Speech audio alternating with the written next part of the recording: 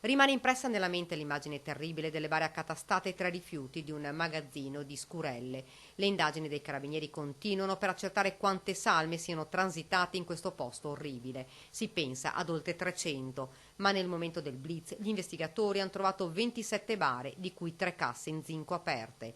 L'orrore ha fatto il giro del Veneto in pochi istanti. Secondo i primi accertamenti si tratta di corpi tumulati da circa 25 anni e recentemente esumati per fare spazio nei cimiteri, secondo una pratica regolamentata dalle direttive cimiteriali.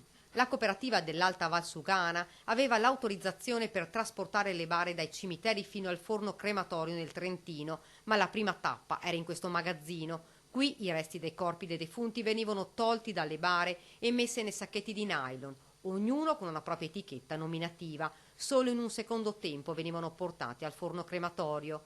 Le bare invece venivano letteralmente sezionate. I metalli che contenevano le casse, principalmente zinco e ottone, venivano recuperati e rivenduti al mercato nero.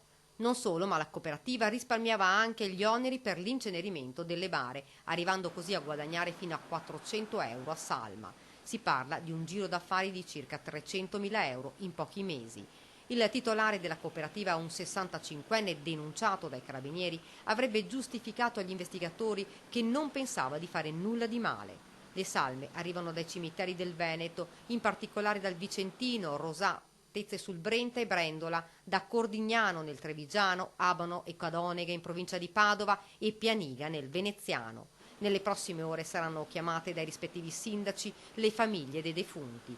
Non c'è solo una questione economica, ma anche morale. Presto potrebbero partire contro la cooperativa diverse denunce. Non solo, ma gli investigatori dovranno accertare se all'interno delle bare ci fossero stati monili che non sono stati trovati. Questa mattina i carabinieri hanno depositato in procura gli atti con la richiesta di convalida del sequestro del capannone.